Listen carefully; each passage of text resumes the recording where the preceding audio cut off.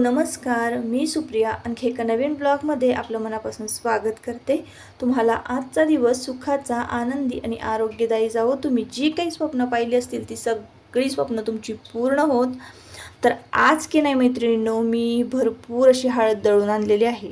ज्यांना ज्यांना ना हळदीची ऑर्डर करायची आहे ना, ते आजच्या दिवसापासून ऑर्डर म्हणजे घेतली जाणार आहे। हळदीची ऑर्डर मी बंद ठेवली होती, पण आता ना जवळजवळ 17 ते 18 किलो हळद मी दळून आणलेली आहे आणि इतकी प्युअर अगदी ओरिजिनल हळद आहे बरं का ताईंनो। तर पुढे ना मी हळद दळल्याचा एक छोटासा व्हिडिओ क्लिप पण तुमच्याबरोबर शेअर करते। तर ती आंबे हळद होती। जर कुणाला आंबे हळद पावडर पाहिजे असेल तरीसुद्धा मग आपल्याकडे मिळेल, पण थोडंसं फक्त आधी एक 2 ते 3 दिवस आधी तुम्ही तुमची प्री ऑर्डर बुक करायची आहे आणि मग हा आंबे हळद तुम्हाला दिली जाईल। साधी जी हळद आहे ना आपली, ती सुद्धा आपल्याकडं अगदी 100% प्युअर हळद मिळते बरं का। असं नाही की त्यामध्ये कुठली भेसळ आहे किंवा अजिबात नाही। तुम्ही इतर हळद दुकानातली विकत घ्या आणि ती तुम्ही भाजीमध्ये कितीही घातलीत ना तरी तुमच्या भाजीला कलर येणार नाही, पण आपल्याकडची जी हळद आहे ना, अगदी नगभर चिमूटभर जरी घातली ना तरीसुद्धा हळदीला कलर येईल, इतकी प्युअर आणि ओरिजिनल आपली हळद असते। म्हणूनच ज्यांना ज्यांना ना हळद बुक करायची आहे, कांदा लसूण मसाला बुक करायचा आहे, तर त्यांनी लवकरात लवकर उन्हाळ्यामध्येच ह्या सगळ्या गोष्टी ऑर्डर करून ठेवायच्या आहे, जेणेकरून मला पण आता पावसाळ्यामध्ये अवघड जाणार आहे। हळद दळणं म्हणा, एवढं लांब घेऊन जायचं हे सगळं, ते मग चिखलातून यायचं म्हणजे आमच्याकडे चिखल असतो भरपूर, मग ते सगळं घेऊन यायचं। तर पावसाळ्यात ह्या सगळ्या गोष्टी होत नाहीत, म्हणून उन्हाळ्यात जास्तीत जास्त लोकांनी ना पटपट पटपट ऑर्डर बुक करून घ्यायच्या आहे, ज्यांना ज्यांना पाहिजे आहे त्यांनी। तर भरपूर लोकांनी माझ्याकडनं कांदा लसूण मसाला हळद पावडर घेतलेली आहे।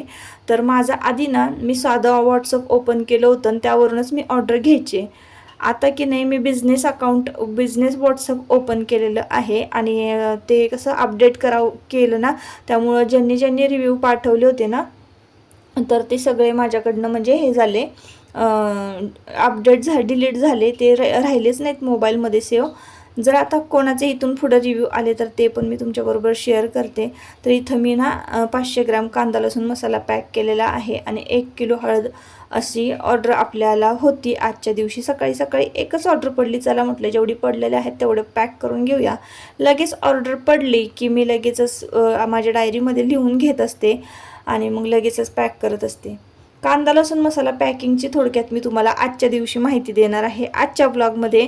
आणि ऑनलाईन बिझनेस सुरू करताना कुठले कुठले प्रॉब्लेम येतात, म्हणजे घरातून जर मी बिझनेस करते म्हटल्यानंतर तर माझ्यासारख्याच काही गृहिणी असतील त्यांना पण छोटं मोठं काम असं ऑनलाईन जर चालू करायचं असेल, ऑनलाईन कस्टमर जोडायचे असतील ना, तर आजचा हा व्हिडिओ तुमच्यासाठी खूप महत्त्वाचा ठरणार आहे।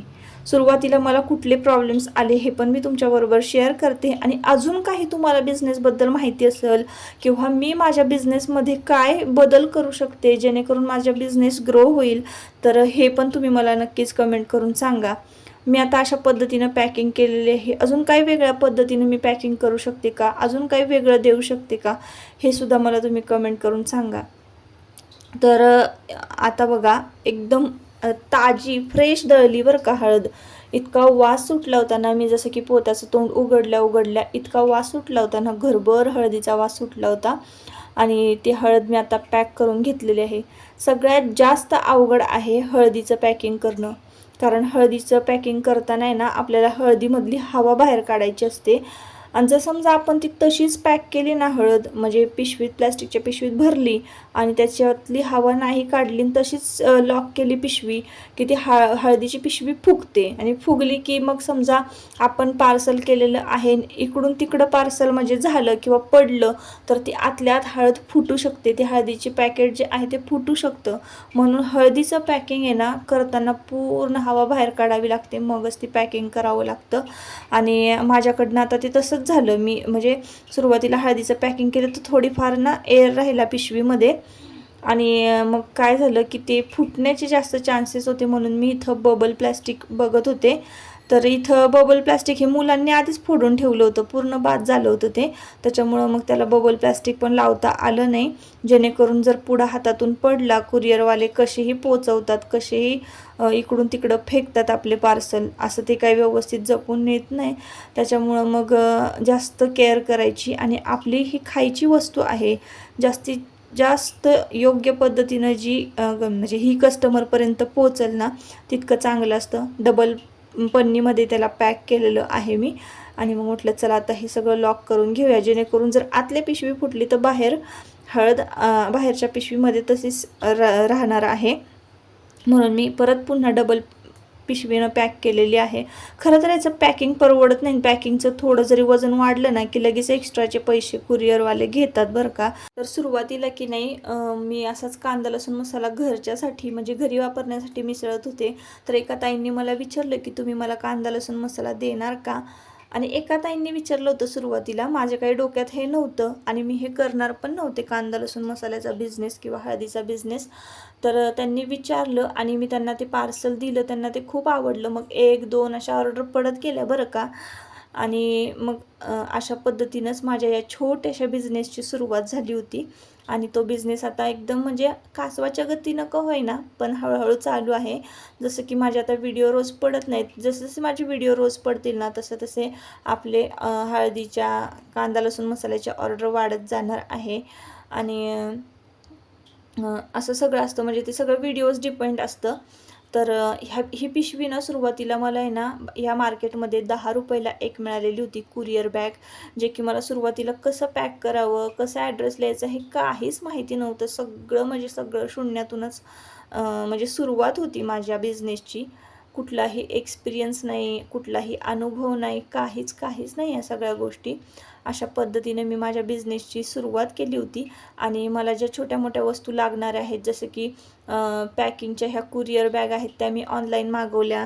त्यानंतर वजन काटा, परत सीलिंग मशीन जी आहे पन्नी सीलिंग मशीन, तर ते सगळं मी ऑनलाईन मागवलं होतं. मी ते डिस्क्रिप्शनमध्ये टॅग करून देते, जर तुम्हाला हवं असेल किंवा चेक करायचं असेल, वजन काटा वगैरे घ्यायचा असेल घरच्या घरी काही मोजायला, तर ते तुम्ही घेऊ शकता. मार्केटमध्ये गेले, पार्सल देऊन आले आणि मग त्यानंतर संध्याकाळची वेळ झाली होती, अंधार पडला होता आणि भांड्यांचा सगळा राडा तसाच बाकी होता. आज तर दिवसभर माझं ते हळद दळण्यामध्येच गेला ना, त्याच्यामुळं थोडंफार किचनमध्ये काम एक्स्ट्राचं राहिलं होतं ते तसंच माझं. म्हणजे दुपारची जेवणाची भांडी वगैरे ती घासलीच नव्हती, म्हणून मग ही भांडी पटापटा मी आता घासून घेते, कारण स्वयंपाकाची वेळ आणि माझे भांडी घासण्याची वेळ सगळं एकच झालं होतं. पण मी म्हटलं चला आता ही भांडी पटपट घासून घेऊया, मगच सुरुवात करूया आपण स्वयंपाकाला. तर स्वयंपाकाला ना आज मी आयुषच्या आवडीचं स्पेशल असं करणार आहे. चला मी रेसिपी तुमच्याबरोबर शेअर करते. आणि आयुषच्या आवडीचं मी यासाठी करते की आता आयुष आहे ना आपला 9वीला गेलेला आहे. रिझल्ट लागला छानपैकी, चांगले मार्क पडलेले आहेत दोघांनाही आणि दोघंही पास झालेले आहेत. पण आता आयुषचं म्हणजे आयुषला ना मी आता पुण्याला पाठवणार आहे पुढच्या शिक्षणासाठी. म्हणूनच मग मी आता त्यांना कसं मेसचं व्यवस्थित मिळते, खायला नाही मिळत, आणि मुलं आईजवळ असले की आईच्या हातचं त्यांना खूप म्हणजे खावंसं वाटतं, आवडीनं खातात पण, आणि आपल्यालाही वाटतं की आपल्या मुलांना पण आपण भरपूर खायला द्यावं पाहिजे ते. तर मी आता इथं ना तंदूर रोटी करणार आहे आणि तंदूर रोटीची रेसिपी तुमच्याबरोबर शेअर करते. तसं की आपण आता हॉटेलला खातोच, पण घरचं ते घरचं. म्हणूनच मी काय केलेलं आहे, सुरुवातीला 1 चमचा मीठ घातलं, अर्धा किलो मैदा चाळून घेतलेला आहे आणि त्यामध्ये घातलेलं आहे सोडा, पण अर्धा टेबलस्पून मी सोडा घातलेला आहे खायचा. आणि दही घातलेलं आहे. दही खूप पातळ होतं म्हणून मी थोडंसं चहाच्या गाळणीनं गाळून घेतलं. आणि चहाच्या गाळणीचा साईज बघा वाटीसारखीच असते, तर 2 वाट्या मी दही घेतलेलं आहे. यामध्ये थोडंसं 1 चमचाभर तेल घालायचं आहे मैद्यामध्ये. आणि मग हे पीठ आहे ना आपल्याला हळूहळू मळून घ्यायचं आहे. मळून झाल्यानंतर आपल्याला हे अर्धा पाऊण तास की नाही छान भिजत ठेवायचं आहे. आणि मस्तपैकी आजचा बेत की नाही मस्तपैकी शाही पनीर तंदूर रोटी, म्हणजे रोटी आपण जे की हॉटेलला खातो आणि वरण भात असा आजचा मेनू आहे. तर इथे मी ना रोटीची कणिक छान भिजवून घेतली होती आणि भात मी नेहमीच पातेल्यामध्ये शिजत घालते. काही जण कुकरला लावत असतील, पण तुम्हाला माहिती आहे आमच्याकडे कुकरचं चालत नाही, तर म्हणजे खातच नाही, म्हणूनच पहिल्यापासूनच असं आम्ही पातेल्यामध्ये भात शिजवतो. आता भात शिजायला एका बाजूला घातलेला आहे आणि एका बाजूला ना डाळसुद्धा शिजायला घातलेली आहे. आम्ही फक्त मुगाच्या डाळीचं वरण करतो, म्हणून वरण भात, शाही पनीर आणि मस्तपैकी तंदुरी रोटी आणि ज्याला चपाती पाहिजे त्याला चपाती असा आजचा बेत होता. आज की नाही मदतीला माझ्या आयुष्य आला होता. त्याला मी परत धरायला बोलवलं होतं, पण तो म्हणला की मी पीठ मळतो म्हणून. त्याला इतकं म्हणजे असं वाटत होतं ना, त्याच्या आवडीचं बनत होतं की नाही, तर म्हणजे किती मदत करू आणि किती नको असं त्याला वाटत होतं. आवडीचं असेल ना की मग मूड एकदम फ्रेश खुश असतो त्याचा. तर असं जसं की शेफ कसं करतात तसं त्याचं काय काय चाललं होतं आणि त्याला म्हणत होते, अरे एवढं मळू नको, नको एवढं हे करू, पातळ होती कणिक. नाही ऐकलं त्याने आणि पातळ करून ठेवली शेवटी कणिक. मास्टर शेफ मध्ये मदत केलं पाहिजे. मास्टर शेफ मध्ये घेतलं लगेच, परत नाही धरली वाईफ नाही मदत केली की तुला लगेच मास्टर शेफ मध्ये घेणार. तर आयुषचा स्वभाव कसा आहे, एखादी छोटीशी गोष्ट जरी त्याला जमली ना तरी त्याला इतकं भारी वाटतं, म्हणजे खूप कॉन्फिडंट होतो तो. असा त्याचा स्वभाव आहे पहिल्यापासूनच. एखादी छोटीशी गोष्ट जरी जमली ना त्याला तरी तो स्वतः एकदम खुश होतो. तर इथं ना भात वगैरे हलवून घेतला. आता भात शिजलेला आहे, पाठीमागे वरणसुद्धा शिजलेलं आहे आणि मस्तपैकी पनीरची भाजीसुद्धा मी करून घेतली. आता रोटी लाटायची होती. तर चला आता रोटीच्या टिप्स मी तुमच्याबरोबर शेअर करते की कशी लाटायची, काय करायची, कसं करायचं. जर तुम्हाला तंदुरी रोटी घरीच खावीशी वाटत असेल, हॉटेलमध्ये कसं आपल्याला खूप साऱ्या म्हणजे असं भरपूर खावंसं वाटतं, गरम गरम असते तंदुरी रोटी, तशाच पद्धतीनं तुम्ही अगदी घरी देखील रोट्या बनवू शकता बरं का. तर इथे ना अशी चपातीसारखीच रोटी लाटून घ्यायची आणि वरच्या बाजूला पाणी लावायचं आहे आणि पाण्याची साईड खाली ठेवून तव्यावर आहे ना रोटी छान चिटकवून घ्यायची आहे. म्हणजे चिटकतेच ती आपोआप. नॉनस्टिकी तवा नाही वापरायचा, फक्त आपण आपला लोखंडी तवा वापरायचा हँडलवाला. आणि चिटकली ना एका बाजूने की लगेच असं उलटी करायची आहे आणि रोटी छान भाजून घ्यायची आहे. इतकी छान आणि खमंग भाजते ना, जसं की आपण भट्टीवर केलेली आहे रोटी, अशा पद्धतीनंच रोटी भाजल्या जाते. आणि हीच रोटी खायला आहे ना इतकी भारी लागते ना की तुम्ही म्हणणार पण नाही की ही घरी रोटी केलेली आहे. अगदी आपल्याला हॉटेलमध्ये मिळते की नाही तशीच रोटी लागते बरं का. तर अशाच मी ना छोटे छोटे गोळे करून घेतले आणि पटापट रोटी लाटून घेतलेली आहे. एकदम सोपी प्रोसेस आहे रोटीचं पीठ मळण्याची सुद्धा आणि रोटी लाटण्याची सुद्धा. आता काय करायचं आहे, लाटायची आणि वरच्या बाजूने पाणी लावून द्यायचं. तव्याला रोटी चिटकली की तवा उलटा करायचा आणि छान अशी तवा फिरवून फिरवून घ्यायचा आहे आणि छान म्हणजे भाजून घ्यायचा आहे. तवा फिरवून फिरवून रोटी एकसारखी किनारीने पण भाजून घ्यायची आहे. अगदी मस्त ढाबा स्टाईल, हॉटेल स्टाईल आपली तंदुरी रोटी घरच्या घरी तयार झालेली आहे. ही रोटी तुम्ही शाही पनीर म्हणा किंवा डाळ तडका नॉनव्हेजमध्ये पण खाऊ शकता. तुम्ही चिकन बरोबर वगैरे खाऊ शकता, मटन बरोबर खाऊ शकता. ज्यांना भाकरी आवडते ते भाकरी खातात, पण अशी हॉटेलमध्ये तूप लावतात, आपण बटर लावतात. आपण घरच्या घरी मस्तपैकी तूप लावायचं आहे आणि तुपाची रोटी ना खायला एकदम भारी वाटते. तर इकडे सगळे बसले होते. आता ह्याचं चपातीचं कसं, आपण चपाती करून ठेवू शकतो आणि सगळे खाऊ शकतात, पण रोटीचं तसं नसतं.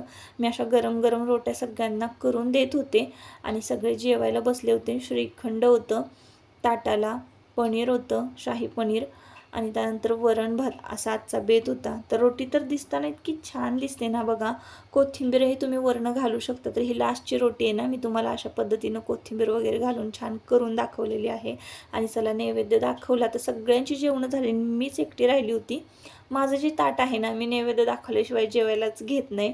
तर फुलं बघा जास्वंदीची लगेच कोमजलेली असतात रात्रीची, संध्याकाळ झाली की. वरण भात, शाही पनीर, श्रीखंड आणि ही आपली अशी रोटी केलेली आहे. अगदी मस्त एकदम कुरकुरीत थोडी सॉफ्ट अशी रोटी झाली होती आजची. तर नक्की करून बघा एकदा. आमची जेवणं वगैरे झाली आणि इथं बघा काय चाललेलं आहे. ही बेडशीट पण आहे ना मी टॅग करून देते तुम्हाला जर घ्यायची असेल तर. फ्लिपकार्टवरून मी घेतलेली आहे. तर इतकी सुंदर बेडशीट आहे ना ताईंनो, पण यांनी आगाऊपणा काय केलं तुम्हाला दिसलं का, त्या बेडशीटवरच लिहून ठेवलं होतं.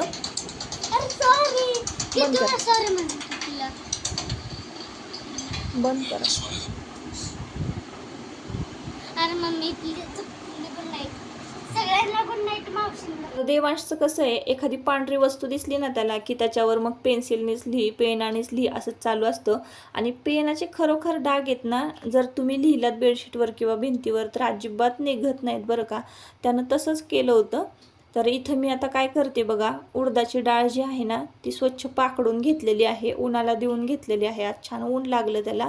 आणि 1 किलोच्या प्रमाणामध्ये मोजून आता सकाळीच मी हळद मोजण्यासाठी काटा काढला होता ना, वजन काटा. चला म्हटलं डाळ पण मोजून घेऊया. 1.5 किलोच्या आसपास डाळ घरामध्ये होती.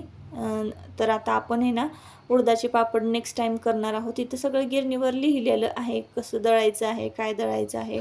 आमच्या ह्या गिरणीला ना खूप वर्ष झालेली आहेत. म्हणजे जवळजवळ मला तरी असं वाटतं आहे 7-8 वर्ष झाली असावी तर. आणि छान चालते. फक्त गव्हाचं पीठ दळलं जातं याच्यामध्ये. आणि आधीमध्ये कधी पापड वगैरे केला किंवा इतर काही दळायचं असेल, तांदळाचं पीठ वगैरे, तरीसुद्धा आपण दळू शकतो. चला तर मग आता या व्हिडिओचा इथंच शेवट करते. आजच्या व्हिडिओमध्ये तुम्हाला थोडक्यात कळालं असेल की बिझनेसची सुरुवात मी कशी केली, कुठले कुठले प्रॉब्लेम्स मला येत आहेत, अजूनही मी फेस करत आहे, अजून खूप काही शिकायचं आहे. तर असो, भेटूयात नेक्स्ट व्लॉगमध्ये. तोपर्यंत स्वतःची काळजी घ्या, मजेत राहा. व्हिडिओ जर आवडला असेल तर नक्की आपल्या चॅनलला सबस्क्राईब करा